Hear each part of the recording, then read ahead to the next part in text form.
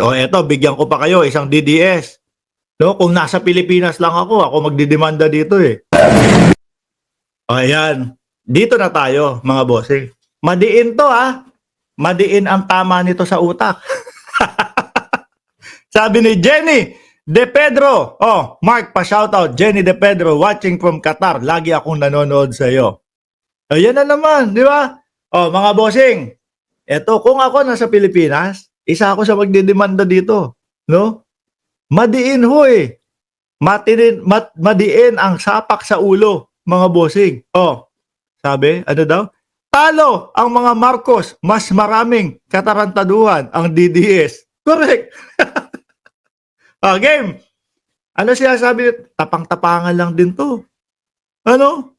May sapak lang to, kaya ganito. Problema itong mga Marcos na mga vlogger at mga troll.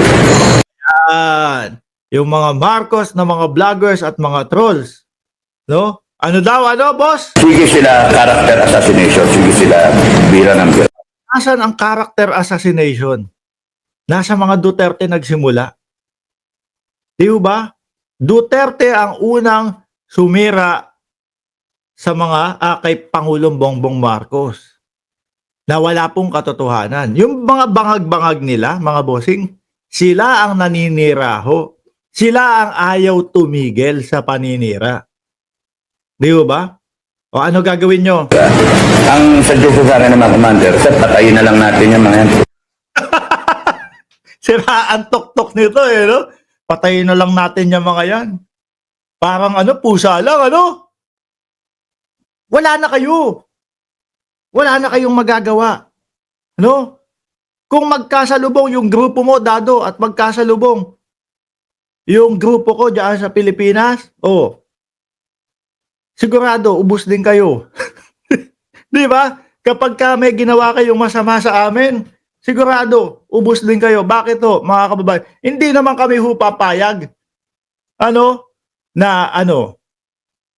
Isa lang ang ako mag-isa, lalabas ako. Tapos ganito yung mga topic ko sa sa YouTube ko. Hindi. Magpapakasigurista din ako, no? Maayos naman ang kinikita ko. Tapos babarating ko yung sarili ko. Ako lang mag-isa, okay na. Ayokong gumastos ng security. 8 ang kasama ko, Dado. Pag may ginawa kayong masama sa akin, panigurado, meron ding malalaga sa inyo. Yun lang naman ho yun, mga kababayan. Di ba? Kaya lang, eto, tingin ko pagkadating ni Mark Ramos sa Pilipinas, hindi na aabutin to. No? Bakit ho? Panigurado ako, yung mga vlogger na pinagbabantaan niya, pinangalanan niya, mga DDS na mga vloggers. Di ho ba? Pinangalanan niya, mga DDS, mga BBM na mga vlogger na sumusuporta kay PBBM. Tegihin na lang yan. Siyempre, bawat isa po nun, maliit man o malaki, magkakaroon ng takot. Naku, sila Dado, papategi tayo. Isa ho sa pumasok, mga kababayan, sa isip ko, baka sila po, no? Baka sila ang gumawa doon sa krimen na nangyari doon sa Davao. Doon sa isang vlogger.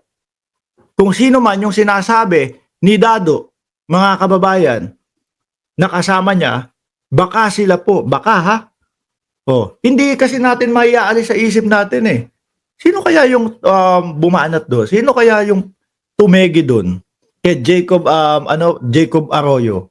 Tapos maririnig ho natin, mga kababayan, dito kay Dado na nagbabantaho na uubusin. Di ho ba? Nako. Manawagan tayo. No? Manawagan tayo sa kapulisan. Manawagan tayo sa mga alagad ng batas dito sa pinagsasasabi. Baka nga ho ito si Dado paatinin lang sa Kongreso, hindi umaten to, magtago na agad eh. Di ho ba? Diyos ko po. Manawagan tayo doon sa mga alagad ng batas. Huwag natin tong palampasin, mga bossing. Buhay ang mga pinagbabantaan nito. No? Baka yung kay Jacob Arroyo na nangyari, mga bossing. Baka sila bumanat doon. Di ho ba? Kasi, ano na sinasabi na nila ng rektahan Tegihin na lang yan mga yan. Siguro, inumpisahan nila doon. Di ba? Inumpisahan nila kay Jacob Arroyo. May mga susunod pa. Nako, dapat makita maimbestigahan para hindi na humasundan. Bira ng bira. Ang suggestion sa akin ng mga commander, sir, patayin na lang natin yung mga yan. Tragis na pag umikot ang gulong, patayin na lang natin. Sabi, ano? Siraan tuktok. Screenshot na lang na screenshot kami, sir. Naku, Dado, Dado, na-screenshot mo ba? Nakangati ilong ko sa iyo. Isa pa, Dado, screenshot mo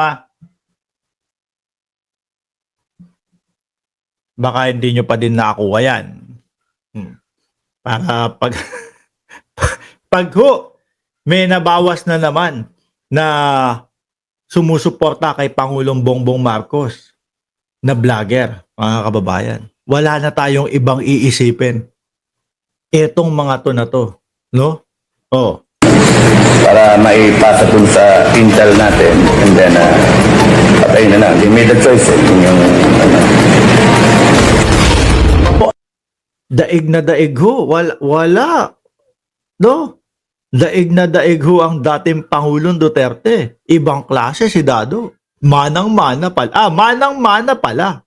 Sabi ni Ballpoint Man, nandyan pala yung isa sa mga vlogger na sumusuporta sa ating Pangulo at sa ating gobyerno. Dado, nandito ako. Pag ako nakaligtas, Dado, ikaw ang ipapategi ko. Sira lang ang tuktok nito, mga bossing. Asarin ko lang ng asarin to, baka himatayin na to, baka atakihin na ho sa puso to Iisa ang nila, iisa ang galawan nila, magbanta, no? Pag ikaw ay kontra sa kanila, pagbabantaan kanila, tetegihin kanila. Tapos ang sasabihin, naku, yung mga Marcos, mamamatay tao yung mga yan. Yan yun ang sasabihin nila.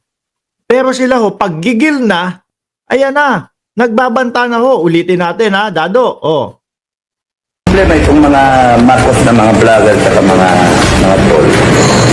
Marcos vlogger at mga troll daw po, no? Sige sila, Alaho siguro nila, para mapatahimik natin yung mga vlogger na nakasuporta kay Pangulong Bongbong Marcos.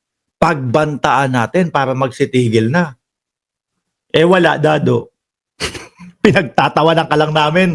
Inayupa ka. Sabi nga ni Malupiton, kupal. Di ba? Sabi ni Malupiton, kupal ka ba? After assassination, sige sila, bira ng bira. Ang suggestion sa akin ng mga commander, sir, patayin na lang natin yung mga yan. Tragis na pag umikot ang gulong, patayin na lang natin. Screenshot na lang. Dapat po ito si Dado. General ba yan si Dado? Dati?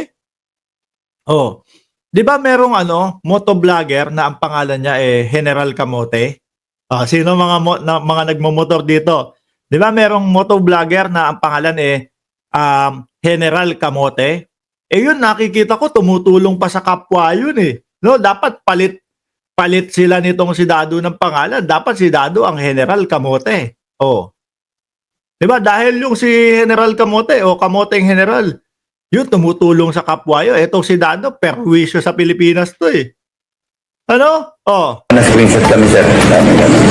Para maipasa dun sa intel natin, and then, patayin na lang. They made a choice, yung Intel ka pa. Inutil.